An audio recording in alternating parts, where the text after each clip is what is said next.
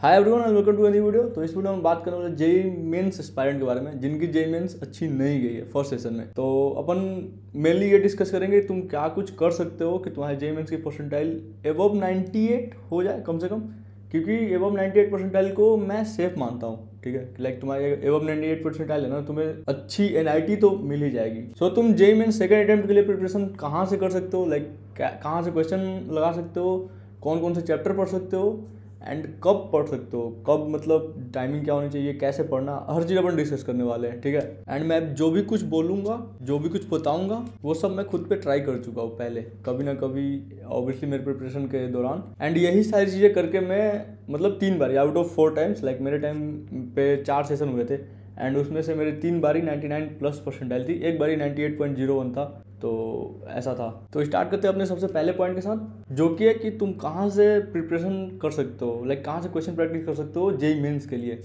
तो इसका सबसे बेस्ट तरीका होता है पीवाईक्यूज लगाना, प्रीवियस ईयर क्वेश्चंस लगाना। ठीक है, तो मैं यहाँ पे ना तुम्हें ये नहीं बोलूँगा कि प्रीवियस ईयर के क्वेश्चन लगाओ, लाइक 2020, 21 या फिर 22 के क्वेश्चन लगाओ। नहीं, तुम्हारे पास अभी जो 12 पेपर हुए ना फर्स्ट सेशन में, उसको लगा लो। मान लो तुम अपना एक पेपर दियोगे किसी सेशन में, किसी शिफ्ट में, तो उस पेपर को छोड़ के 11 पेपर बचते हैं ना, तो उस पेपर को लगा लो तुम। ठीक है, अगर 11 पेपर तुम सही से लगाते हो ना, एंड पेपर करना कैसे है वो भी बता देता हूँ मैं। एक पेपर उठाना, उस पर 3 घंटे टाइम देना, लाइक एग्जाम में तुमको 3 घंटे मिलेंगे, उससे ज़्यादा तो मिलने वाला है नहीं।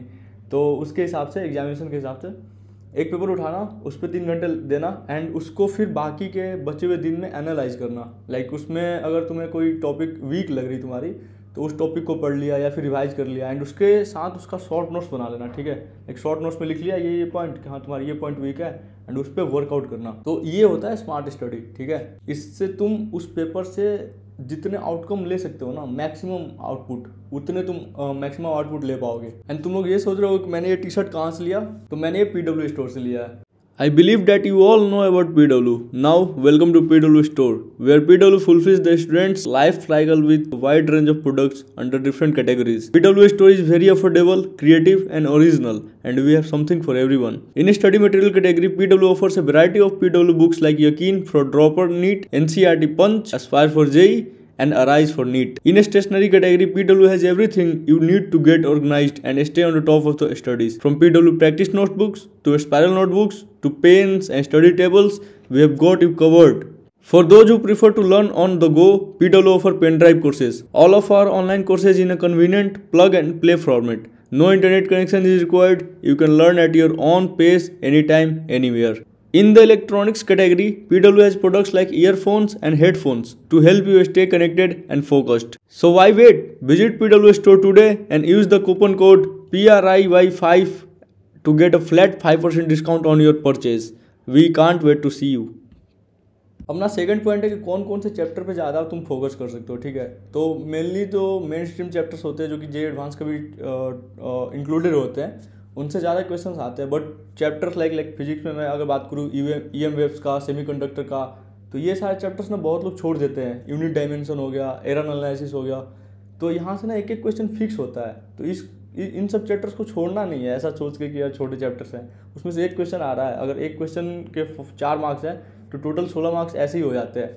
केमिस्ट्री में जैसे पॉलीमर्स हो गया, बायोमोलिक्यूल्स हो गया, एंड ऐसे बहुत सारे चैप्टर्स होते हैं। मैथमेटिक्स में भी स्टैटिस्टिक्स हो गया, प्रोबेबिलिटी तो खैर जे एडवांस में भी आता है, बट प्रोबेबिलिटी को भी मान सकते हो। फिर ट्रूथ टेबल वाला भी एक टॉपिक होता है। तो वो सारे टॉपिक मिला के ना मिनिमम 10 क्वेश्चन आ जाते हैं उधर से। ठीक है, 10 क्वेश्चन मतलब 40 मार्क्स।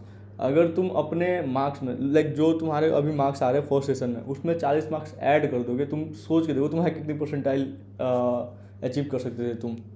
तो ये सारी चीज़ें होती है, छोटे छोटे चैप्टर्स को इग्नोर नहीं करना होता, ऐसा सोच के कि यार ये तो छोटे चैप्टर्स हैं, छोड़ो इन्हें कौन पढ़ेगा, बाद में पढ़ लूँगा मैं इन्हें, तो ऐसा नहीं होता। एंड अपना थर्ड पॉइंट है जो कि सबसे ज़्यादा इंपॉर्टेंट पॉइंट है कि पढ़ना कब है और पढ़ना कैसे है। ठीक है, पढ़ने का तो मैं बता दिया क्या क्या पढ़ना है, कहाँ से पढ़ना है, कहाँ से क्वेश्चन प्रैक्टिस करना है, एनालिसिस करना है, वो सारी चीज़ें ठीक है, बट करना कब है। तो देखो जेई मेंस ना 2 टाइम स्लॉट में होता है, एक 9 to 12 और एक 2:30 to 5:30। ठीक है, या 3 to 6 है शायद, जे एडवांस होता है 2:30 to 5:30, जो भी है। वो जो 2 टाइम स्लॉट्स होते हैं उसी में पढ़ना है तुम्हें। लाइक 3 घंटे का पेपर लगा लिया, बाद में एनालिसिस कर लिया, तो उस टाइम को ना छोड़ना नहीं है। तुम पढ़ो, पूरे दिन पढ़ो, बस उस टाइम स्लॉट को ना छोड़ो नहीं, क्योंकि वो माइंड एक्टिव वगैरह हो जाता है एग्ज़ाम के टाइम भी। अगर तुम लगातार 3-3 घंटे सेम टाइम पे पढ़ रहे हो ना, तो एग्ज़ाम में भी तुम्हारा माइंड अलर्ट रहेगा उस टाइम पे। तो ये सारी चीज़ें काफ़ी ज़्यादा मैटर करती हैं, ठीक है। एंड अभी काफ़ी लोगों का बोर्ड्स भी होगा, एंड बहुत लोगों का बोर्ड्स नहीं होगा जो रिपीट कर रहे होंगे, लेकिन जो रिपीट नहीं कर रहे हैं उनका तो बोर्ड्स भी होगा ना। तो तुम्हें बोर्ड्स पे भी फोकस करना है, क्योंकि 25% वाला तो क्राइटेरिया वापस आ गया है। बट ये याद रखो कि तुम्हें दिन में कम से कम 2 घंटे निकाल के जेईई मेंस को देने ही होंगे।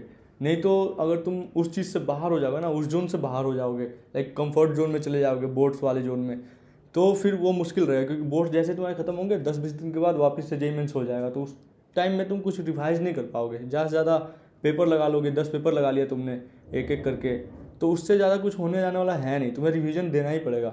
एंड इसमें मैं एक और पॉइंट ऐड करना चाहूँगा, लाइक जिसकी परसेंटाइल 98 एबव है ना, बहुत कम ही लोग होंगे ऑब्वियसली, तो जिसकी 98 परसेंटाइल से एबव आ चुकी है अभी, वो अभी से ही जेई एडवांस पे फोकस कर दो, ठीक है। क्योंकि कोई मतलब है नहीं अब जेईई मेंस के लिए पढ़ने का।